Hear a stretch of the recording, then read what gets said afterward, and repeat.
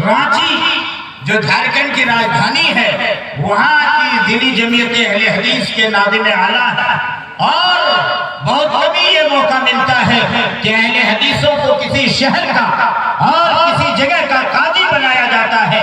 برادرم کو اس نوعمری میں اور جوانی کی اس وقت میں اللہ تبارک و تعالیٰ نے یہ فضل و کرم عطا فرمایا ہے۔ آپ وہاں یعنی رانچی کے آپ قاضی بھی ہیں اور وہاں کی جمعیت اہل حدیث کے ناظم بھی ہیں، اور جو قدیم مسجد ہے اور سب سے پرانی مسجد ہے اس کے آپ سینئر امام اور خطیب بھی ہیں۔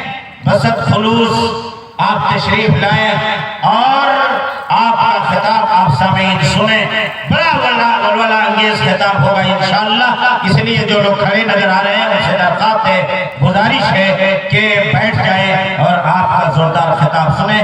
انشاءاللہ آپ کا شعلہ بیان اور بہترین خطاب 20 منٹ کے لیے ہوگا انشاءاللہ۔ برادر فضیلت الشیخ حضرت مولانا محمد شفیق عالیاوی حفظہ اللہ، قاضی شریعت شہر رانچی و ناظم اعلیٰ دینی جمعیت اہل حدیث رانچی۔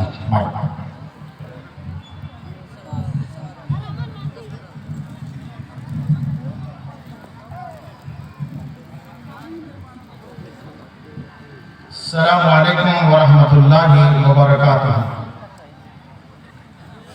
الحمدللہ رب العالمین والصلاة والسلام علی رسولہ الامین وعلی آلہ واصحابہ اجمعین ومن تبعهم بإحسان إلى يوم الدين، أما بعد، فقد قال الله تبارك وتعالى في القرآن المجيد: أعوذ بالله من الشيطان الرجيم، وَقَضَى رَبُّكَ أَلَّا تَعْبُدُوا إِلَّا إِيَّاهُ وَبِالْوَالِدَيْنِ إِحْسَانًا۔ وقال النبي صلى الله عليه وسلم: ألا أنبئكم بأكبر الكبائر ثلاثا: الإشراك بالله وعقوق الوالدين۔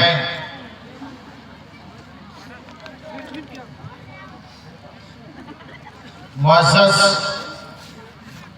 و محترم صدر اجلاس، اسٹیج پر بیٹھے ہوئے معزز علماء کرام، دور و نزدیک سے تشریف لائے ہوئے آج کے اس کیا میں تم لوگوں کو بڑے گناہوں میں سے نہ بتا دو کہ کون کون سے گناہ بڑے بڑے گناہ ہیں؟ اللہ کے نبی صلی اللہ علیہ وسلم نے فرمایا: الاشراک باللہ، اللہ تبارک و تعالیٰ کے ساتھ شرک کرنا، وعقوق الوالدین، اور والدین کی نافرمانی کرنا۔ اس روئے زمین کے اندر سب سے بڑا گناہ اور سب سے خطرناک گناہ اگر کوئی گناہ ہے تو شرک ہے۔ شرک اتنا بڑا گناہ ہے کہ اس روئے زمین میں شرک سے بڑا کوئی گناہ نہیں ہے۔ انسان اگر شرک کی حالت میں مر جائے تو جنت ایسے لوگوں کے اوپر، ایسے مشرک کے اوپر اللہ تبارک و تعالیٰ حرام کر دے گا۔ جب تک وہ توبہ نہ کرے اور بغیر توبہ کے وہ آدمی مر جائے تو انسان جنت کے اندر داخل نہیں ہو سکتا۔ اللہ سارے گناہوں کو معاف کر سکتا ہے لیکن اللہ رب العالمین شرک کو معاف نہیں کر سکتا۔ الاشراک باللہ وعقوق الوالدین۔ دوسرے نمبر پر اللہ کے نبی صلی اللہ علیہ وسلم نے فرمایا والدین کی نافرمانی کرنا۔ اللہ کتنا بڑا گناہ! 3 مرتبہ آگاہ کرتے ہوئے آپ نے فرمایا: کیا میں تم لوگوں کو نہ بتاؤں بڑا گناہ کون سا ہے؟ کیا میں تم لوگوں کو نہ بتاؤں بڑا گناہ کون سا ہے؟ کیا میں تم لوگوں کو نہ بتاؤں بڑا گناہ کون سا ہے؟ حقوق الوالدین، والدین کی نافرمانی کرنا یہ بہت بڑا گناہ ہے، بہت بڑا گناہ۔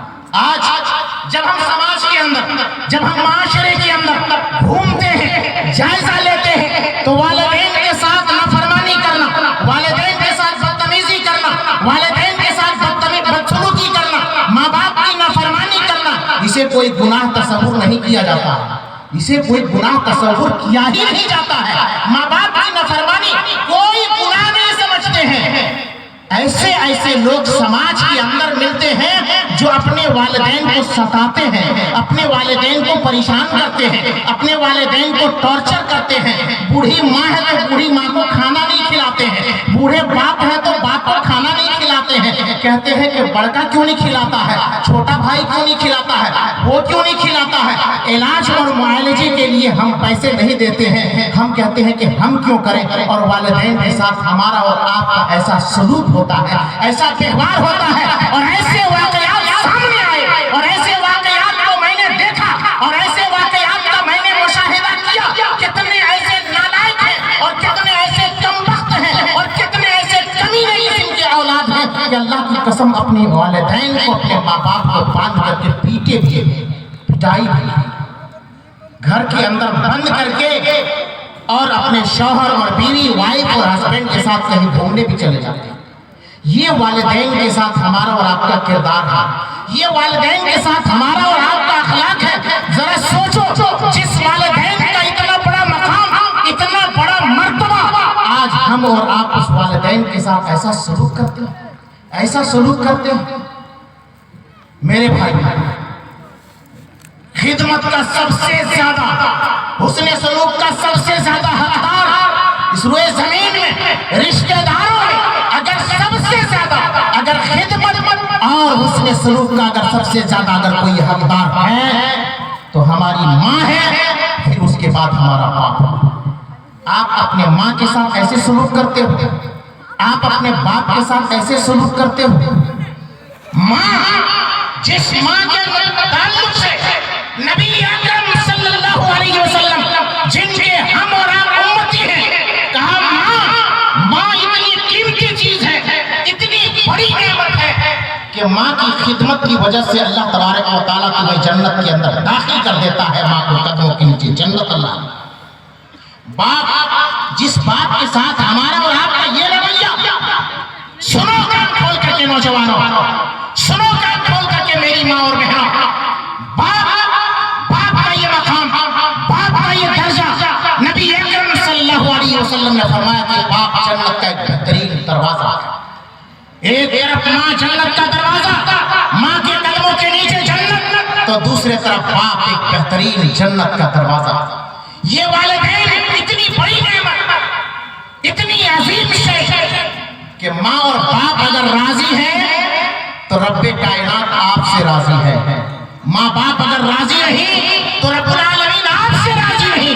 आप नाराज हैं, आप नमाज पढ़ रहे हो, आप रोजा रख रहे हो, आप ज़कात दे रहे हो, आप सदका कर रहे हो, आप खैरात कर रहे हो, आप उम्रा कर रहे हो, आप हज कर रहे हो, सारी नेकियां अंजाम दे रहे हो, लेकिन अपने वालिदैन के साथ, अपने माँ बाप के साथ अगर बदसलूकी कर रहे हो, आपके अमाल के ऊपर क्वेश्चन मार्क है, आपके अमाल के ऊपर सवालिया निशान है। इसलिए कि वालिदैन राजी नहीं है तो रब राजी नहीं, वालिदैन राजी है तो रब तुम्हारा राजी है। ये है वालिदैन का मकाम। वालिदैन के मकाम और मर्तबे को पहचानो। लोग कहते हैं, शेख आप कहाँ से आए हैं? आप रांची से आए हैं, आप यूपी से आए हैं, आप फला जगह से आए हैं, आप दुआ कर दीजिए हमारी तिजारत में बरकत हो जाए, हमारे माल में बरकत हो जाए, हमारे औलाद में बरकत हो जाए। अजी अपने वालिदैन से दुआ क्यों नहीं लेते हो? अपने माँ बाप से दुआ क्यों नहीं लेते हो? ये माँ और बाप की दुआ, जब वालिदैन अपने औलाद के लिए दुआएं करते हैं, रब्बुल आलमीन वालिदैन की दुआ को रद्द नहीं करता। लेकिन सुनो, अगर वो वालिदैन तुम्हारे हाथ में बद्दुआ भी कर दें तो अल्लाह उनकी बद्दुआ को कबूल भी कर देता है। इसलिए वालिदैन की बद्दुआओं से बचो और वालिदैन की खिदमत करो और वालिदैन से दुआएं लिया करो। ये वालिदैन का मकाम है, ये वालिदैन का मर्तबा है।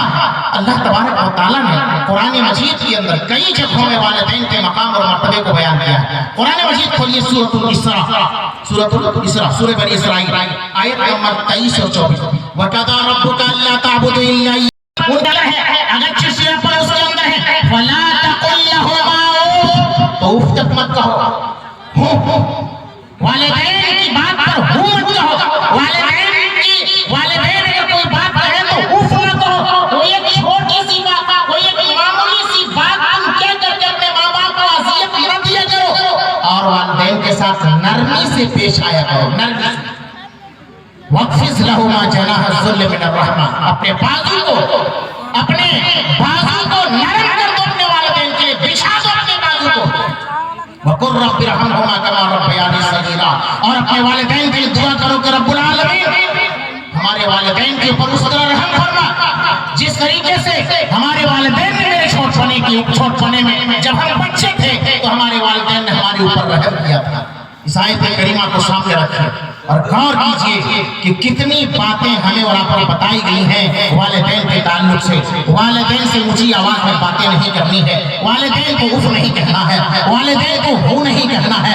عجیب نفلی نماز پڑھ رہے ہو، اللہ کے دربار میں کھڑے ہو، تہجد کی نماز پڑھ رہے ہو، رات کی تنہائی ہے، سارے لوگ سو رہے ہیں، کتنا اچھا موسم ہے، خوشگوار موسم ہے، اللہ رب العالمین آسمان دنیا پہ نازل ہوتا ہے اور دعائیں قبول کرتا ہے. آپ دعا کر رہے ہیں، آپ قیام کر رہے ہیں، آپ رکوع کر رہے ہیں، آپ سجدہ کر رہے ہیں، لیکن نماز کی حالت میں آپ کی بوڑھی ماں اور آپ کے بوڑھے باپ آواز دیتے ہیں بیٹا ایک گلاس پانی لا دینا. آپ کو نماز توڑ کر کے باپ کے پاس جانا ہوگا. آپ کو دعا توڑ کر کے، آپ کو رکوع اور سجدہ کو ختم کر کے، نماز توڑ کر کے، نفلی نماز ختم کر کے توڑ کر کے آپ کو والدین کی خدمت کے لیے حاضر ہونا ہوگا. یہ والدین کا مقام ہے، یہ والدین کا مرتبہ ہے. والدین کی قربانی کو کہاں بھلا دیا ہم نے میرے بھائی، کہاں بھلا دیا؟ کتنی قربانیاں ہیں ہمارے باپ کی، والد کی حیثیت، والد کا مقام ذرا پہچانو. والد کی کیا حیثیت ہے، والد کون سی شخصیت ہے، کتنی قربانیاں ہیں. ایک والد کو اللہ تبارک و تعالیٰ پیارے نبی صلی اللہ علیہ وسلم نے جنت کا دروازہ کہہ دیا. ایک والد اپنے بچے کو خوش کرنے کے لیے اور اسے ترقی دینے کے لیے، اسے کامیاب بنانے کے لیے کتنے طرح کے جتن کرتے ہیں، کتنی محنت کرتے ہیں، کتنی مشقت کرتے ہیں. خود بھوکے رہ کر کے اپنے بچے کو کھلاتے ہیں، پالتے ہیں، پوستے ہیں اور سوچتے ہیں کہ یہ میرے بڑھاپے کے لاٹھی کا سہارا بنیں گے. لیکن جب باپ